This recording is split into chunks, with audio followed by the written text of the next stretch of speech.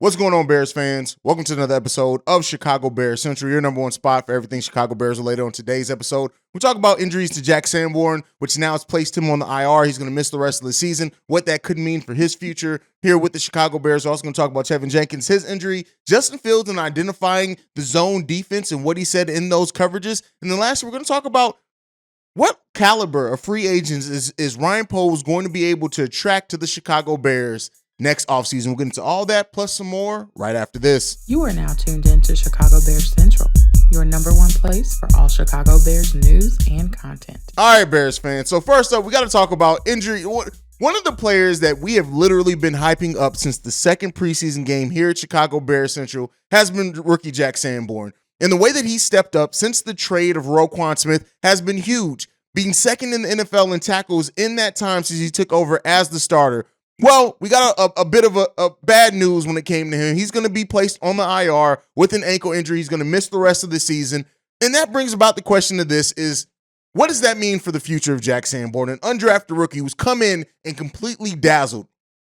I've been on record here, me and Bobby NC-Dub, that we think that he deserves every chance to get that and keep on to that starting linebacker position, even with hopeful upgrades coming to that front seven for the Chicago Bears. Now, there have been some Bears fans that haven't been as dazzled by Jack Sanborn, and that's understandably so, but I look at Jack Sanborn, and one of the things you cannot teach in sports is instincts. And Jack Sanborn just has the instincts of a playmaking linebacker. And I, for one, am really excited to see what he looks like with an improved defensive line and maybe improved linebackers around him.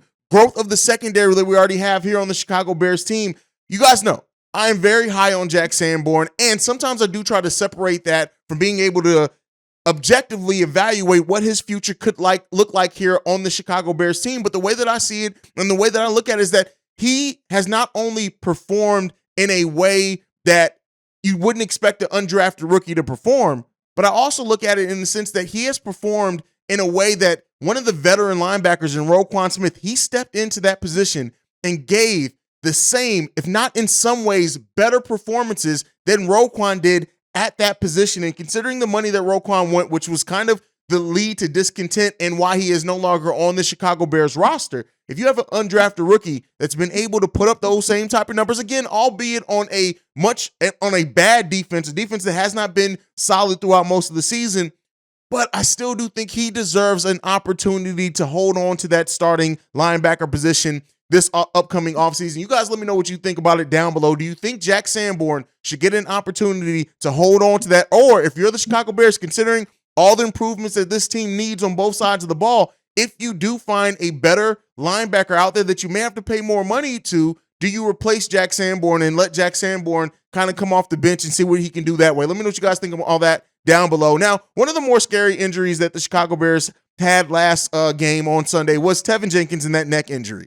Well, it looks like he may have avoided Teven Jenkins may have avoided it being a severe injury, even though it looked pretty bad. He's already been back at the Bears facility.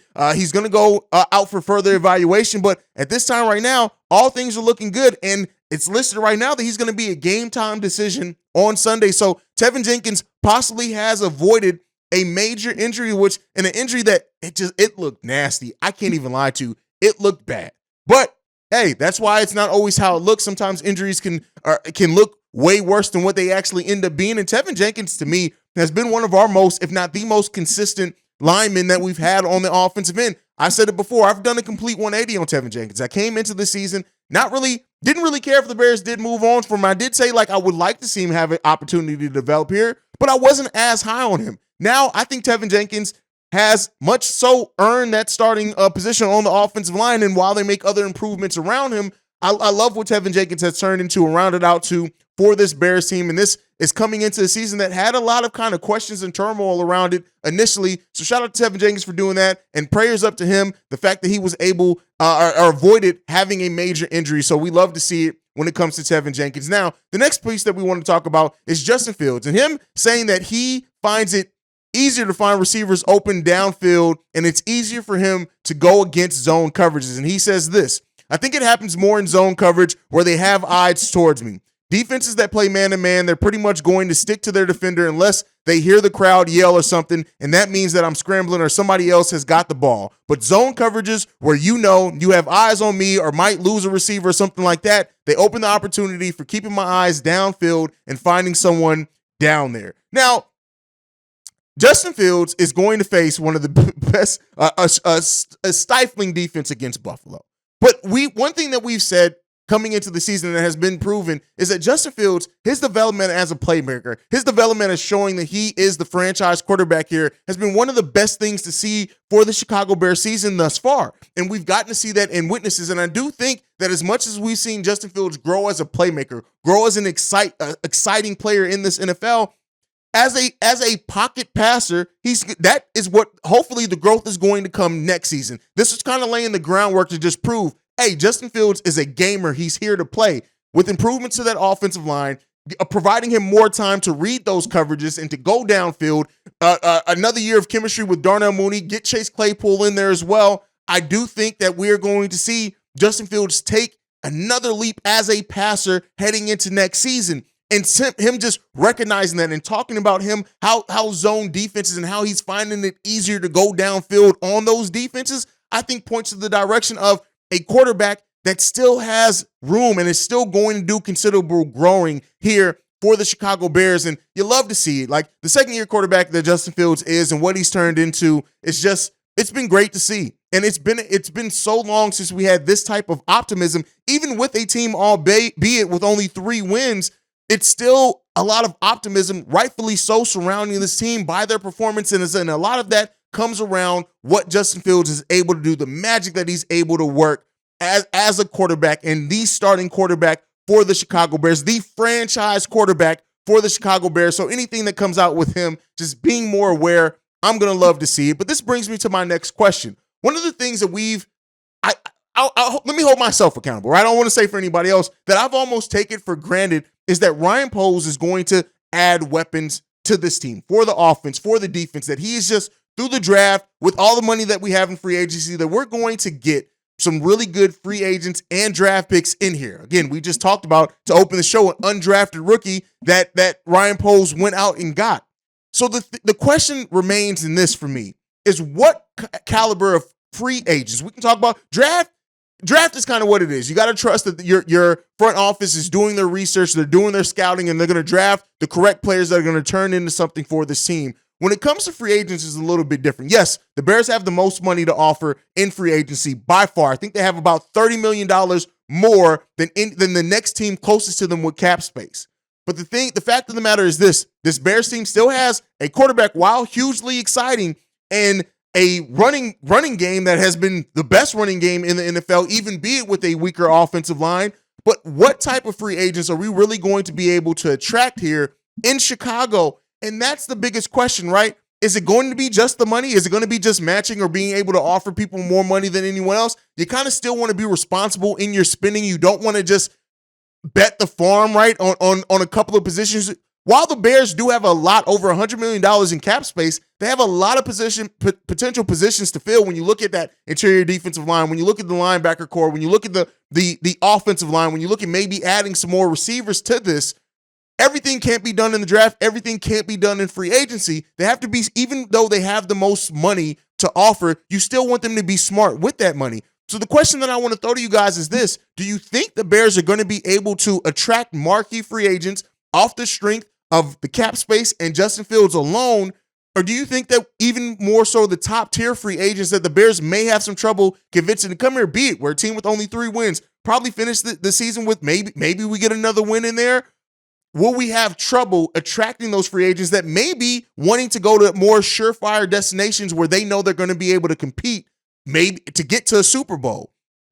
That's kind of the biggest question surrounding it, and a question that I can admit I haven't spent a lot of time up until this point thinking about. I've just constantly thought about, hey, we got a ton of free agents. We got a ton of money to spend in free agency. We have a great quarterback that is still showing development, but again, that is an exciting quarterback in this NFL. So you have to look at that and say, all right, are we going to be able to track that? One of the players that I hope that they're able to track is offensive lineman Elgton Jenkins from the Green Bay Packers. I need him here. I hope that he's able to do that.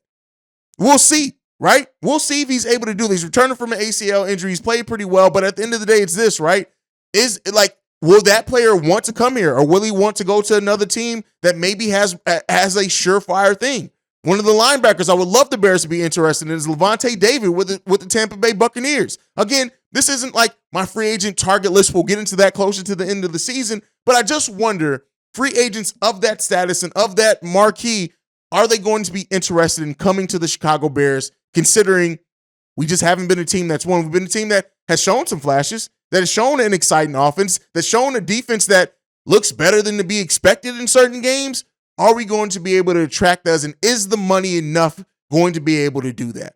Let me know what you guys think on that one down below. Do you think the Bears are going to be able to attract the marquee free agents in the NFL in this upcoming offseason? All right, before we go, I want to talk about the Bears. They open up against the Bills as 8.5-point underdogs. Now, this is better than last week. I think we were 9.5-point underdogs last week. So we go into that with this. And here's what I say. The Bears have been underdogs 12 times this season.